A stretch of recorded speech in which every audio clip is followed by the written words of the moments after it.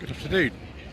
Today is the 12th of August and this is Camberley Town Centre in Surrey. It's a very unusual place to have a car show, but there's an organisation called Collectively Camberley who once a year organise the Collectively Camberley Car Show, and well, here we are.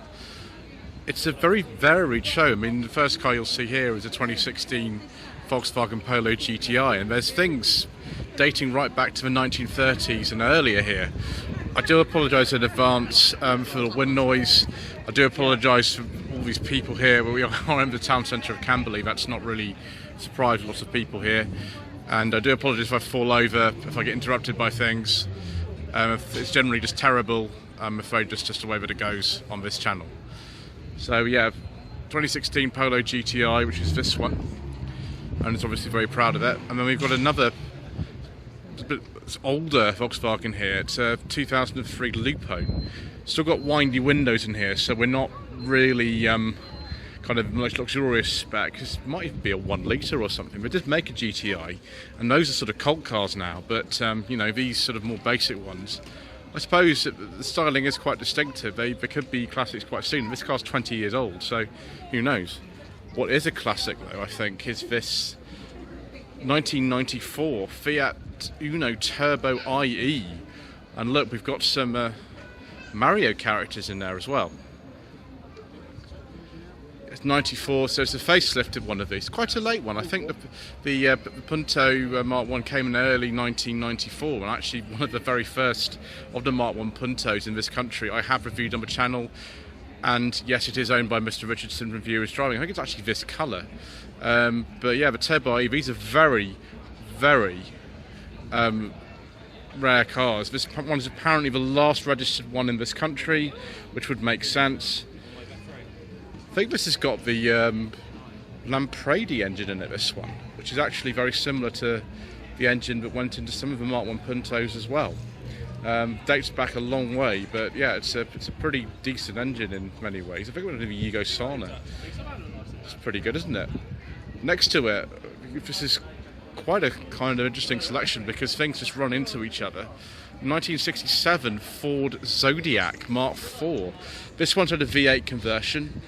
There was actually one that was even higher than this. There was a Zodiac Executive above this. I don't think this is an Executive because it's not got a bonnet ornament on it.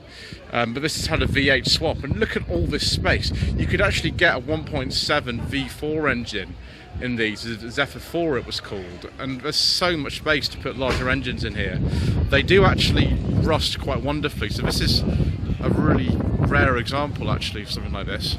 Then next, something I think a lot of you will quite like. It's a Cortina GXL. This is a Mark III.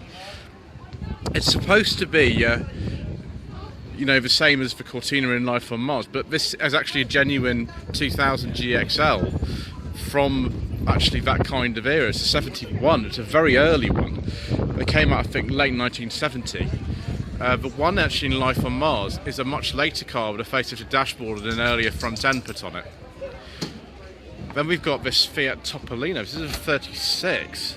I think we've actually seen this before. The last time I was here was in 2019. Either I missed the show or something, or coronavirus or whatever, but I'm here, and so is this car once again. Topolino A. Topolino, of course, is the Italian word for Mickey Mouse, but the very first 500. That's why in 1957, when what we would call the original Fiat 500 in this country, it wasn't, Topolino was the first one. When it was coming out in 57, it's called the Nuova Cinquecento. Cinquecento. Right, we've got some American cars here. 53 Chevy Bel Air. Unfortunately, the weather's not been particularly kind today, viewers, but I'm just pressing on, wearing my waterproof coat and a phone that supposedly is waterproof as well. That's very nice, isn't it? I don't know much about American cars, I'm afraid. And we've got Little Pete, a Dodge SLT, probably a Ram. I don't know what year that is. I think we've got a personal plate on this, so I've absolutely no idea, I'm afraid. Oh, hello, we've actually got an information sheet in here. That's better, isn't it? It's 2003.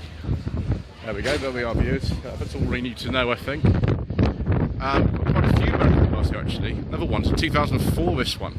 This looks to me like another one of these Dodges. Yes it is, I can see by the steering wheel what it is. That is, yeah, it's very big. Pretty nice as well. Then we've got something rather unusual. This is a replica Austin-Heeley. You can tell by something like the rear lights, the fact it's on a 2001 plate. It's sort of similar. Then we've got like, I think those are R50 mini door handles and door locks off something like a Fiesta or something. And it's got a BMW engine and gearbox in it. So it's not a real Heeley, but it looks very similar to one. I actually quite like that view. I think that's pretty good. It's probably not got the non-synchro gearbox that these would have had originally. I think it was a Moss gearbox in these Heeley 3000s. But that's nice actually. Another sort of replica type thing here. Something a bit more, I think it's even rarer. Marlin Sports Cabriolet from 2007. Goodness me, this is based on a 1980s BMW 325 with the 6-cylinder BMW engine and 5-speed Getrag gearbox. So it also got bits from a Cosworth on it. But it's actually, I think, first registered in 2007, so there we go. Something I've just noticed, look at this. This is more like it. It's a Peugeot, I think this is a 204. I think, look at the grille, it will tell me. Yeah, it is a 204. 204 in France used to be called a brique, but we call them an estate. There we go. Trop grand pour rouler, I think that says. Too big to post, I think, is a translation of that. That's my French degree from the University of Durham there, viewers in full force. That's special, isn't it? I think that'd be sort of about 1970, something like that. And then we've got a 2005 TVR Cigaris, one of the very last TVRs. I think they finished production in 2005 for this era of TVR. I'm afraid I haven't got time to read the booklet. I've got to keep going. We've got 250 cars to film today, viewers, so we won't be reading that, but that is pretty special. And there we go, have a look at the interior as well. Fabulous, all sort of bespoke switchgear, no ABS or anything like that. We didn't like that sort of thing with TVR. And we've got a couple of modern things. Now, a lot of you don't particularly care for this sort of stuff, that's not why you watch the channel, but we'll just have a little look at this. It's one of these Mercedes AMGs, isn't it? That's what it is. And fortunately, most of the cars here do come with an information sheet in the windscreen. Yeah, there we go. 2018 Mercedes. I think they've just called the AMG T Edition 50. This kind of matte sort of look of it. And we got Lamborghini. Why has this not got an information sheet, viewers? If anything, I need one for this sort of car. Hello to at Zach's Garage Limited on Instagram. It's a 13 plate. I can't remember what model that is. We'll have to keep going. This is more interesting though. This is a replica of the Ford Mustang from the film Bullet that came out in 1968. This is a 68 sort of Bullet clone, they're calling it. And this is superb, isn't it? It's right down to the tyres and everything. Look at that, there we go. Wow, it's correct in every detail. So it's a slightly later one, because I think the one in Bullet was actually built in 67, but it's 68 model or something like that. Somebody can correct me in the comment section, I'm sure. That looks superb, doesn't it? Much newer Mustang here, 2005. What is it? GT Auto Coupe 4.6 V8 Auto. It's quite an early one of these. I think these came out in 2004 or something like that. So this is quite an early one. We'll have a look at the interior. Yes. It's not perhaps my kind of thing, viewers, but these are the sort of things that people over the United States, aren't they? You can pick them up relatively cheaply. Something much older here, Chevy 13100.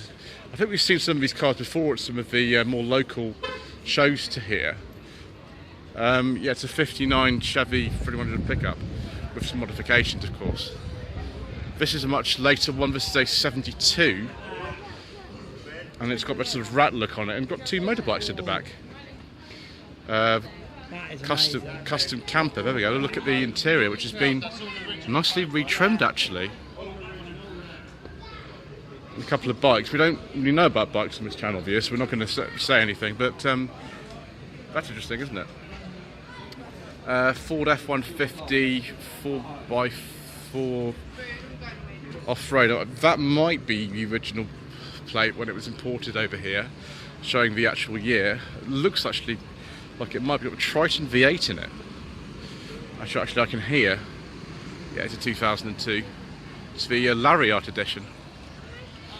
And then where would we be at a car show in this country without an E46 convertible? This one's a late one, to 2006. Some modifications. Yellow seatbelts. That's interesting, viewers. Yeah, it's the M3 model, this one. And then we've got 2004 custom Bentley Continental GT.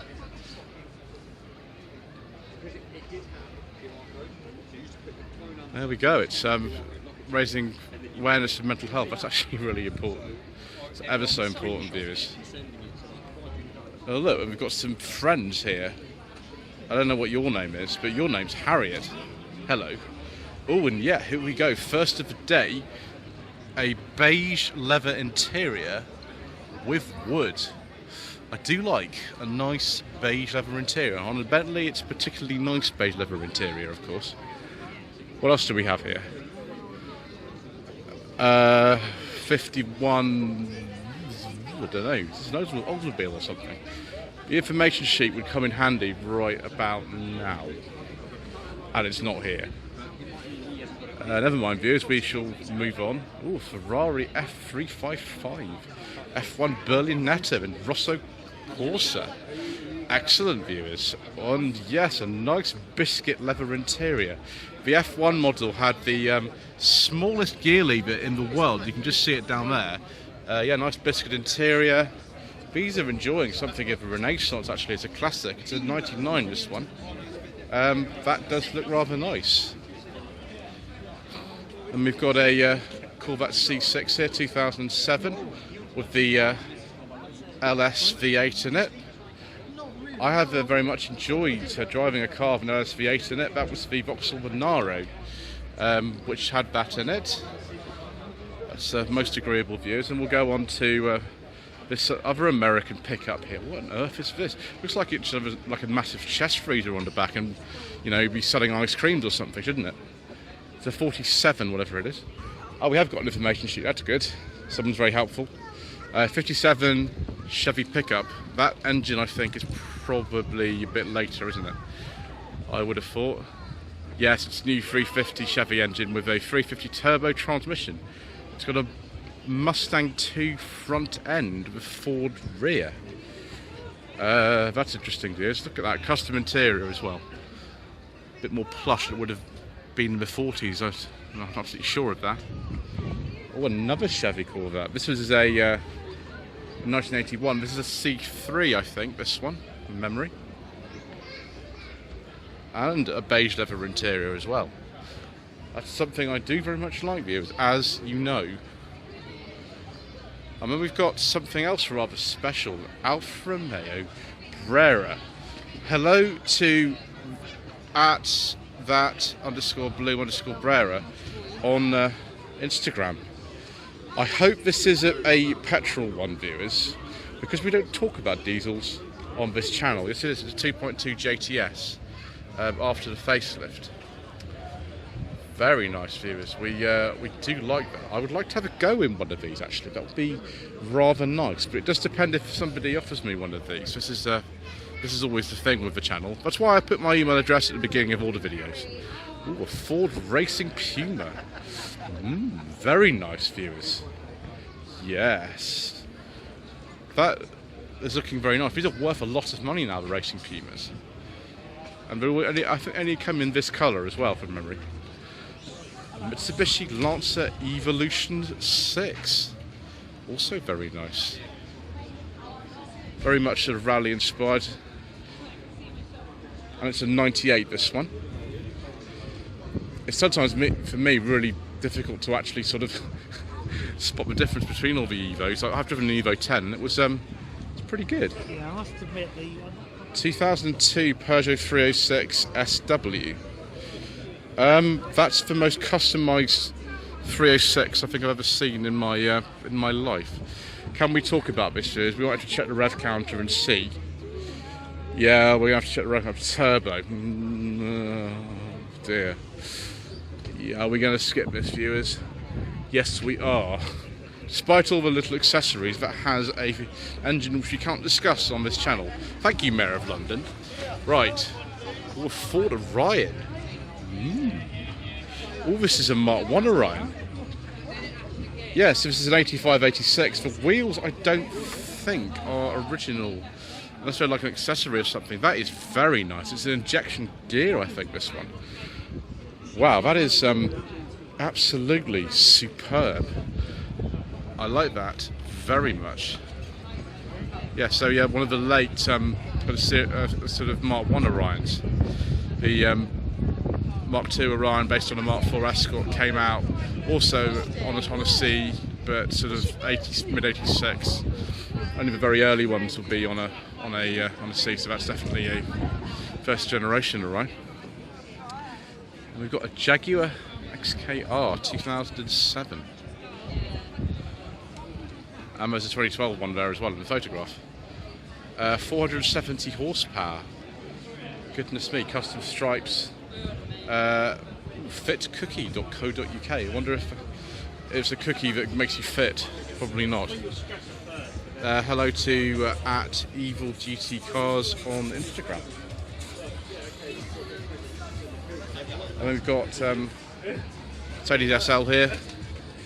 Lots of side skirts and carbon fibre wrap. Could be a 500 or something maybe. Not sure what year that is. A personal plate on that. Right, next, what do we have here? Nissan 350Z. And hello to Craig_Denon97 on Instagram. What year that is, I don't know. Could be any time through production of the car. Likewise, this one, hello to C16_350Z on Instagram.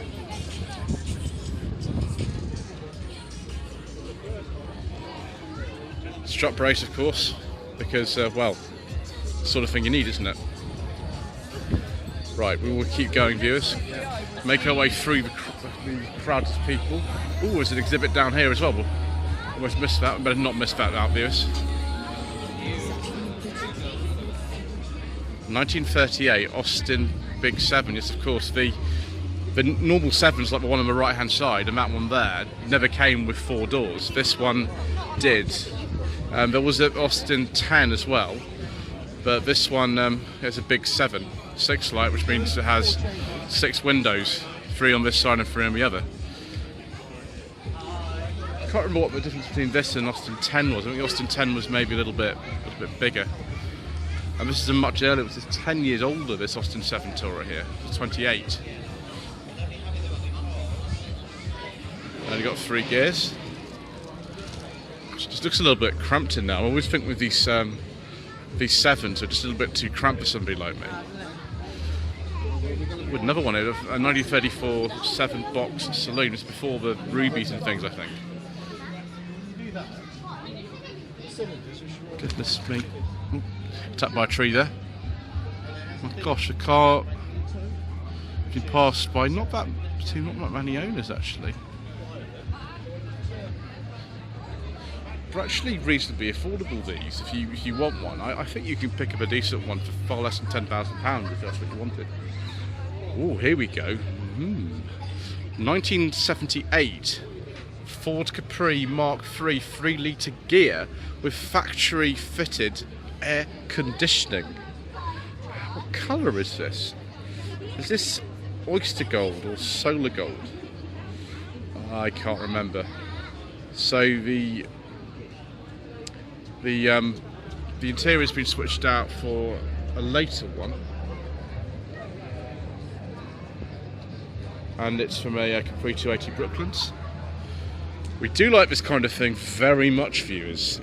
Oh yes, it's not just the only one either. That's an early Mark III Capri. They came out in '78, And then we've got more Capris. Like 280 Brooklands, an 87 registered one. It would have been made in 86 though, because production of the Capris finished in December 86. Although some weren't registered until 89. The very last one was on a G. That is a really nice Brooklands. That is really, really nice. I've got a personal plate on it. No, we can't see. This has been to a lot of shows at the Ace Cafe, but of course from the end of this month you won't be able to go to the Ace Cafe for free in this anymore. Thank you, Mayor of London. 2.8 injection. That's the original plate. That's a sort of Salisbury plate. And this is like an 84 or 85. Yes, an 84. Brooklands wheels. She's used every day. You're a braver person than me if you're using a 2.8 injection Capri every day. That looks very nice though, although the wheels obviously changed for the Brooklands ones. This has got some power, hasn't it? This has been modified, I think. It's also an 84. Car interior, 5-speed Type 9 gearbox. Enormous spoiler. Like ridiculous spoiler, and also some very, very large speakers in the back of there. Of course. And then we've got, this is just only part of the Surrey Capri Club. That's the local Capri Club to here. This is an 83 2-litre S. Yeah, on a Y. Wheels have been changed on it, but that actually looks remarkably straight. Now, an S should have some side decals on it. This one doesn't though, that would have been removed. Wonder if tomorrow at the Camberley Lions Car Show we're going to see some more Capris. This looks like a Capri Piranha actually, unless it's been modified. So it's a Mach 1 Capri, this. Member of the Fleet Classic Car Club. Yeah, maybe it's a Capri Piranha, this one. Because those were made in South Africa. Could be. Or just a normal Capri with new engine in it. Oh yes, please for sale. Phone 077213837. Very nice. It's very nice, isn't it? That is very agreeable, viewers. We do like that. Some sort of later reservoirs and things like that, so maybe that's later. Actually, we'll look at the interior as well while we're here. Why not? I'd say a Mark III Capri, that steering wheel, I think. Never mind. We will continue now and go on to the C30 here.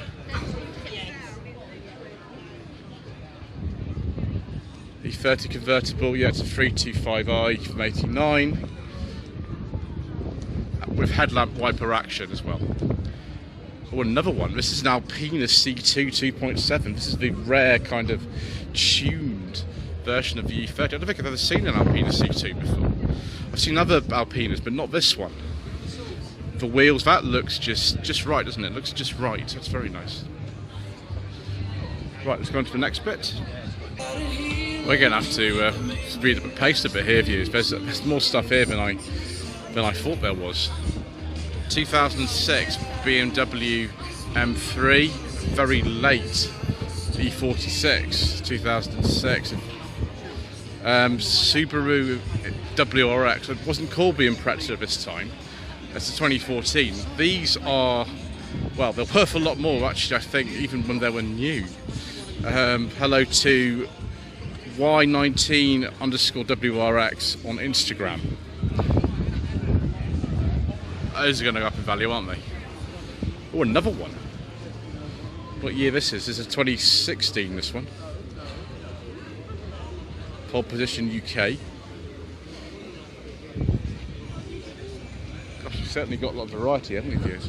Well, Mark 1 Escort. I was wondering how long it would take me to actually see one of these. I remember last time I was here in 2019, there were tons of these.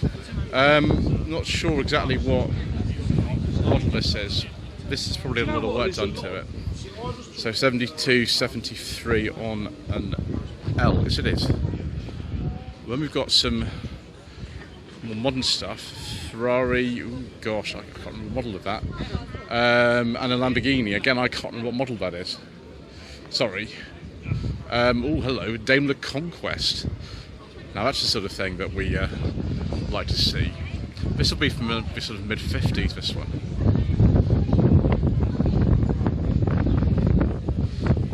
Conquest Century. Excellent. It's called the Conquest because the price originally was $10.66, from memory.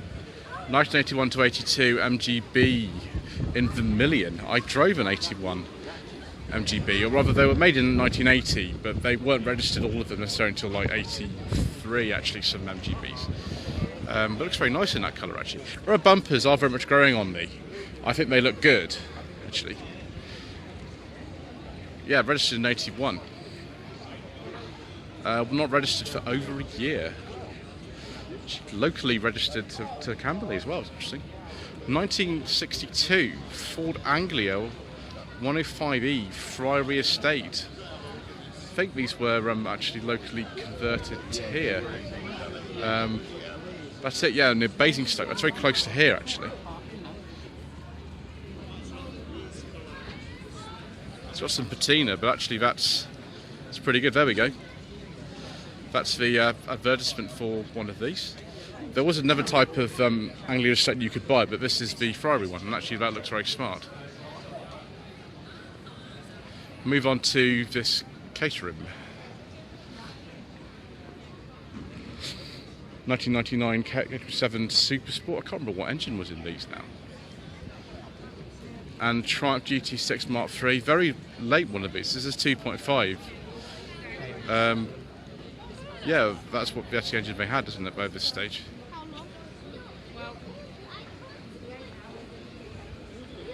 This is the very last year that maybe. They keep changing the rear suspension between the Mark 1, 2 and 3 and the GT6s. We've got a Ford Anglia. It's not a popular, it's an Anglia. The Anglia was a little bit later. Of course, it's got an engine conversion. This is the Rover 3.9 V8 in here. And all sorts of other things. Automatic gearbox, Jaguar XJS axle, been modified, MGB V8 front suspension, 278 horsepower, a bit more than the side valve engine that would have been in there originally when the car was made back in the 50s. Now this view is very nice. Look at this. Honda Civic, Mark II Civic I think this is. Yeah, it is, a second generation Civic, so 1983. I wonder if this is the one that Mr. Richardson drove on Furious Driving a while ago. So let's see if it's got manual auto. No, it's a manual, 5-speed manual, so this is not the same one. His was the Honda Matic, the one he drove. That would be very nice for me to drive. Well, I'd love to drive something like that. It's immaculate. Then we've got another TVR. This looks like a Chimera, yes, it's a 97. With the buttons for the doors and the mirrors, of course, and all sort of interesting dashboard arrangements. Although those indicator wiper stalks are off a Mark III Cavalier, aren't they? Nice Chimera. Then we have MGTC 1946, little bear on the back there.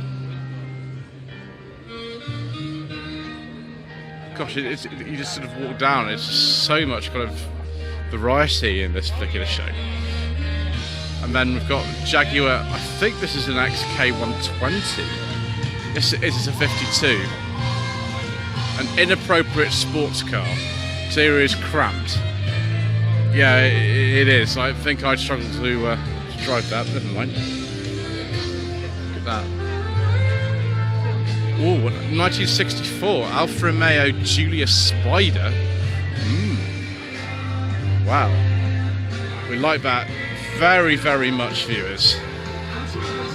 You just stay away from that music, viewers. I don't really want a copyright strike, so I'm going to have to keep talking. Little tuk-tuk thing made by Bajaj. I think you can actually buy one of these if you want to. That's a 64 plate. Isn't that crazy? And then we've got a 1982 Buick Riviera. That's ever so typical of the time, isn't it? Typical of the American cars of the era, and also right down to these kind of weird wheel trims and the colour thing. I'm tempted to open that and have a look at the red interior, but opening up random car doors in the street is not a good thing to do. nevertheless it's very nice. Oh gosh, a Cadillac Alante. Wow, we're doing well here, viewers. Alante, wow, 1991 Cadillac Alante. And there's some appearances of it in some films and music video. Ooh, and a beige leather interior with a Motorola mobile phone or cell phone. And look at that DigiDash. Isn't that superb? We'll just keep going a little bit longer, viewers.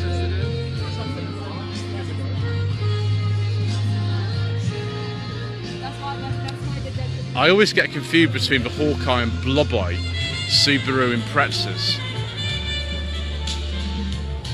Yeah, that's the one that to me looks the best. The Bug-Eye ones, not my favourite. I think these look better personally, but that's just me. Both massively modified. That's a 2005 to 6. That's a 2001. Oh yeah, I'm right, 2005. And hello to Scooby_WRX300 on Instagram. I didn't know there was a club in Surrey just for Subarus, but apparently there is. Look at the size of that exhaust on there. Ooh, a Lotus Esprit. 1987 Lotus Esprit XHC 180. It doesn't like puddles much according to the information sheet on here.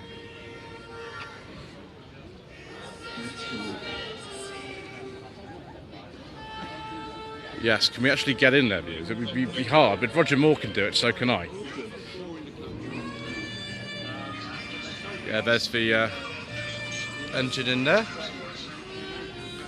Police are here as well, I better mind my manners. And we'll just finish off by the bus, a little Route Master, I think, 1964.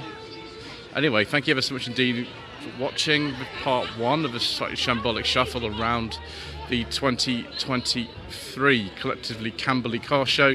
Please don't forget to subscribe to the channel, like to leave a comment below, and we shall see you again soon for some more incorrect information.